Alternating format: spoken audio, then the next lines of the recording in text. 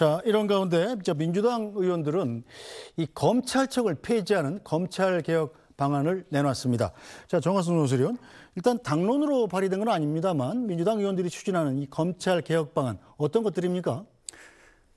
검찰의 힘을 빼는 게 이제 주요한 목적입니다. 네. 그래서 지금 검찰청이라는 법무부 산하 외청으로 존재하는 검찰청이 어떤 기능을 하고 있느냐 보면은 뭐 영장 청구, 그다음에 기소, 공소 유지, 그리고 특정 범죄에 대한 수사 이 정도로 이제 나눌 수 있잖아요. 모든 걸 다 하는 거죠, 검찰청 안에서.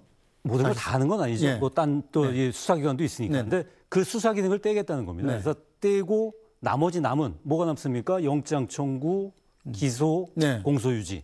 요 부분만 남겨놓고 검찰청이라는 이름을 공소청으로 바꾸겠다. 그래서 그 부분만 담당하게. 그러니까 수사에서 완전히 손을 띄게 하고요. 네. 그 나머지 수사 기능. 그러니까 지금 검찰이 갖고 있던 그 수사 기능이 뭐냐면은 부패, 경제, 공직자, 선거, 방위사업, 대형 참사 같은 6대 중대 범죄에다가 마약과 내란 외환까지 합한 8대 범죄에 대한 직접 수사권을 갖고 있는데 네. 이 부분을 따로 띄어가지고 중수청, 중대범죄수사청이라는 또 하나의 외청을 네. 법무부 산하가 아닌 행안부 산하에 두겠다는 겁니다. 그래서 그 검찰이 그 갖고 있던 수사권을 그대로 갖고 오는 거죠. 네. 그 이 공소청에서 있는 그 이 검사들은 검사란 명칭을 그대로 쓰는데 이 중수청으로 이제 이 넘어와서 나는 뭐 기소나 공소유지를 하지 않고 수사 쪽을 하고 싶다라고 하는 검사들은 수사관이라는 이름으로 이름이 바뀝니다. 네. 예, 그렇게 해서 이 중수청이 생기고요. 네. 그러면 지금 현재 또 남아 있는 수사기관이 공수처가 있겠죠. 고위공직자 수사처하고 경찰 산하에 국가수사본부가 있잖아요. 그러니까 이렇게 세 가지 수사기관이 생기는 거 아닙니까? 이 법대로 하면. 네. 그래서 그 이 부분을 총리 직속에 네. 국가수사위원회라는 기관을 둬가지고 이 국가수사위원회, 국수위가 이 세 종류의 수사기관들 간의 어떤 그 이번 뭐 이제 그 비상계엄 이후에도 많이 이제 그런 부분들이 문제가 좀 됐었던 적이 있는데 네. 이 수사 범위라든지 뭐 누가 할 것이라든지 이런 부분에 대해서 충돌되는 부분 뭐 이런 부분들을 조정해주는 역할을 국수위에서 하는 그런 내용의 법률안입니다.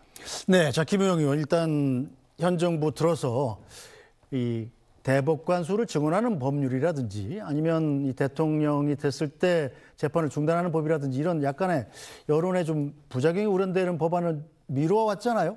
그런데 이 검찰을 완전히 개혁하는 검찰청 자체를 없애는 법안은 사실 현직 검찰들의 상당히 큰 반발이 우려되는데 이렇게 추진하는 이유가 있을까요? 사실 이 이재명 정부의 탄생에 이르기까지 그러니까 검찰의 정치적 중립 위반, 네.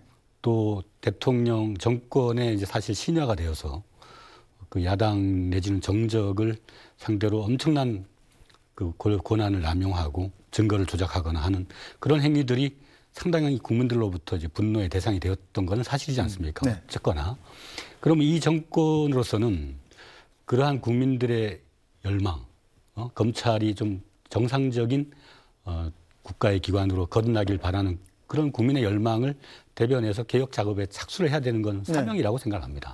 만약에 우리 그 이재명 정권이 전임 정권처럼 검찰을 정권의 어떤 하수인으로 또 정치 탄압의 도구로 활용하려 한다면 네. 현행 체제를 그대로 두는 게 낫습니다. 인사권 활용해가지고 네.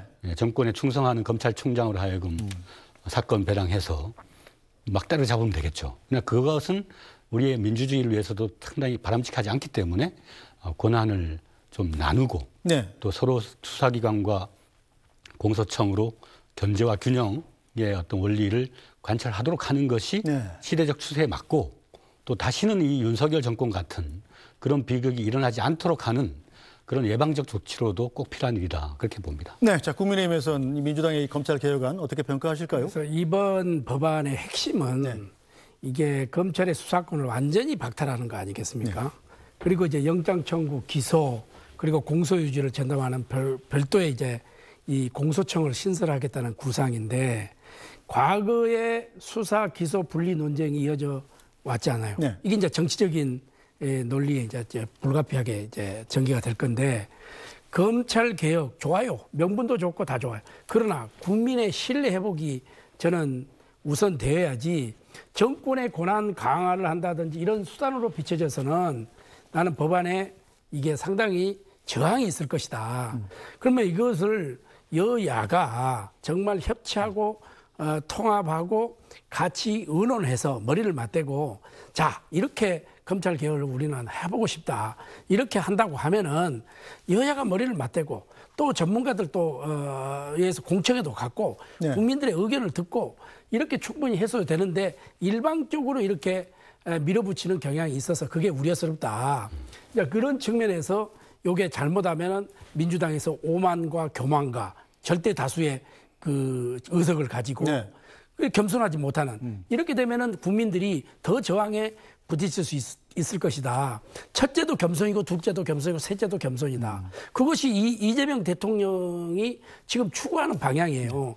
그러나 이제 이거 우리 대통령실에서는 뭐 국회에서 알아서 할 거다 이렇게 하지만 네. 그런 문제가 아니지 않습니까? 이제 그런 점을 저는 우리는 우려하는 거예요. 네. 예, 예. 자, 정은선 소설위원, 중요한 건 현실화 가능성 아니겠습니까? 검찰 조직에서 뭐 상당한 반발도 좀 예상이 되는데 어떻게 될 것 같아요?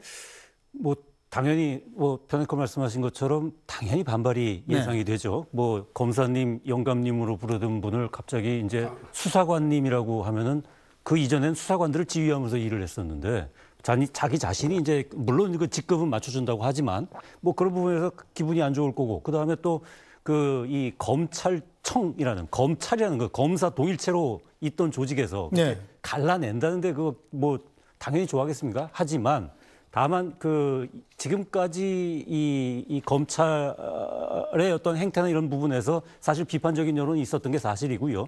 그 다음에 지금 이재명 정부에서 그 검찰개혁, 사법개혁이라는 부분이 굉장히 중요한 국정 과제로 지금 돼 있긴 한데 네. 그리고 이재명 대통령도 후보 당시에 이제 이 기소와 수소는 분리하는 게 맞다라는 부분은 이제 대선 공약으로도 이제 건 사안이에요. 네. 다만 이거를 뭐 빨리빨리 해야 할 필요는 있느냐. 그러니까 속도 조절에 대한 그런 여지는 대선 전에 남겨놓은 상태거든요. 그래서 이거는 저 보기엔 뭐 이렇다고 그래가지고 바로 저걸 본회의에 올려서 뭐 일사천리식으로 그러니까 3특검법 처리하듯이 처리하기보다는 일단 화두를 던지고 그 부분에 대한 어떤 공론화 내지는 여론을 탐지하는 그런 그 작업을 거치지 않을까 싶습니다. 그래서 이게 지금 당장 뭐 하기보다는 오히려 이제 지금은 특검의 시대로 한 반년은 갈 것 같고요. 네. 그 이후에 거기서 이제 이 불거지는 문제점들을 다 취합해서 그런 부분에 대한 여론의 어떤 힘까지 얻어야